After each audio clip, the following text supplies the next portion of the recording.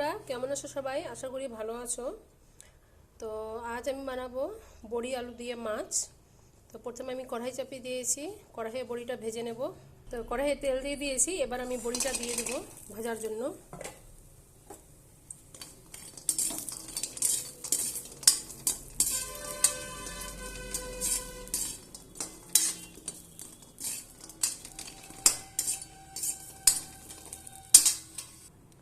তো বড়িটা ভাজা হয়ে গেছে, এবার আমি তুলে নেব। তো এবার আমি মাছ ভেজে নেব। মাছগুলো আমি হলুদ লবণ দিয়ে মাখিয়ে রেখেছি, এবার আমি মাছগুলো ভেজে নেব। কড়াইয়ে তেল দিয়ে দিলাম, একটু বেশি করেই তেলটা দেব। তেলটা ভালোভাবে গরম হবে। তো তেল গরম হয়ে গেছে, এবার আমি দিয়ে দেব মাছ।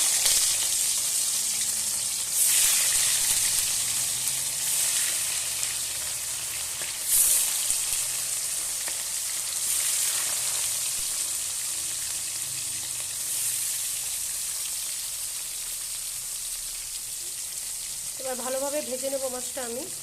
তো মাছগুলো আমি উল্টিয়ে দিয়েছি ভালোভাবে ভাজার জন্য, ভালোভাবে ভেজে নেব। তো মাছ ভাজা হয়ে গেছে, আমি তুলে নিয়েছি। আবারও আমি দিয়ে দেব, বাকি মাছগুলোও ভেজে নেব। তো আবারও আমি দিয়ে দিয়েছি মাছ ভাজার জন্য। আমার মাছ ভাজা হয়ে গেছে, এবার আমি তরকারি করে নেব। কড়াইয়ে তেল আছে, আমি আর তেল দেব না, এই তেলেই আমি করে নেব তরকারিটা। প্রথমে আমি পাঁচফোড়ন দিয়ে দেব, পেঁয়াজ দিয়ে দেব, কাঁচা লঙ্কাও দিয়ে দিলাম। এবার আমি ভালোভাবে পেঁয়াজটাকে লাল করে নেব।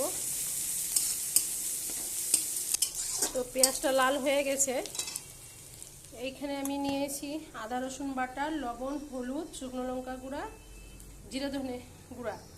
এবার আমি এটা দিয়ে দেব। বাটি ধুয়ে জল একটু দিয়ে দিলাম আমি সামান্য। এবার ভালোভাবে আমি কষাবো এটাকে, মশলাটাকে।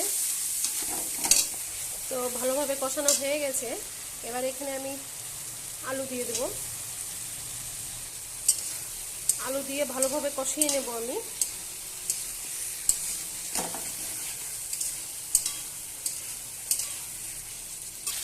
আমি এখানে একটু সামান্য জল দিয়ে দেবো, যাতে মশলাটা না লেগে যায়।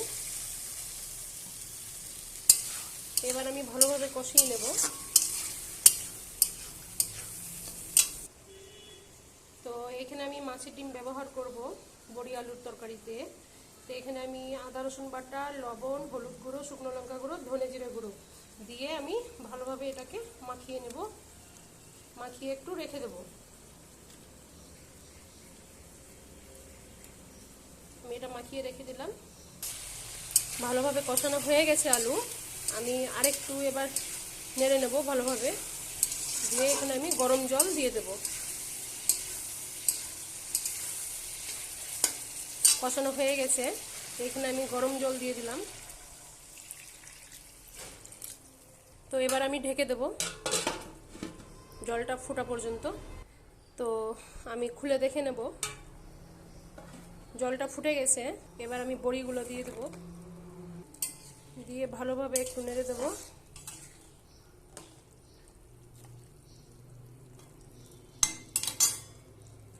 আবার আমি ঢেকে দেব বড়ি আলু সিদ্ধ হওয়ার জন্য। আর আমি খুলে দেখে নেব বড়ি আলু সিদ্ধ হয়েছে কিনা। এখনো সিদ্ধ হয়নি।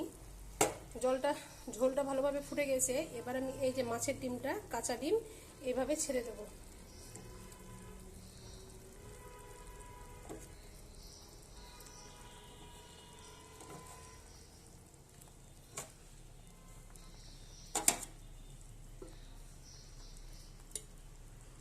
তো আমি আর নাড়বো না তরকারি।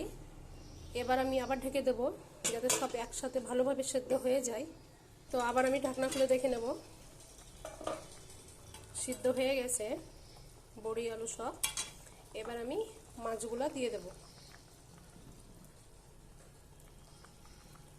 যাতে ভেঙে না যায় মাছগুলো আবার।